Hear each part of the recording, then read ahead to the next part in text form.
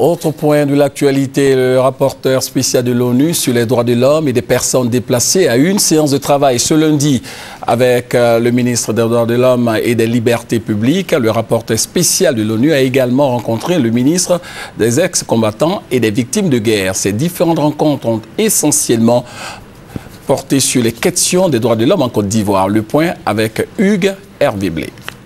Le rapport 2011 sur la situation des droits de l'homme en Côte d'Ivoire fait état de multiples atteintes et violations de droits humains. Déjà préoccupante avant la crise post-électorale, la situation a empiré selon la Commission nationale des droits de l'homme de Côte d'Ivoire. Face à ce tableau, la CNDHCI, fidèle à sa mission de protection et de promotion des droits des citoyens, fait des recommandations aux différents acteurs.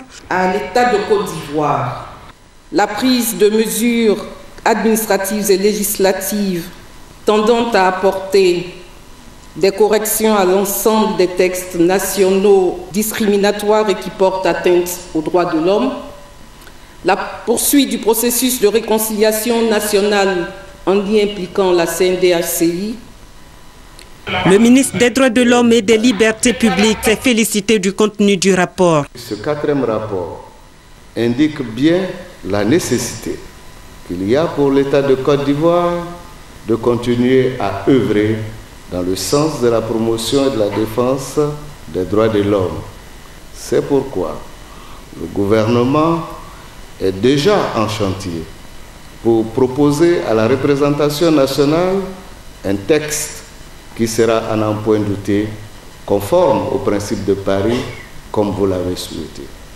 Fin du quinquennat de l'équipe de Victorine Vaudier, qui a produit 4 rapports et traité en 5 ans 541 requêtes adressées à la Commission nationale des droits de l'homme de Côte d'Ivoire.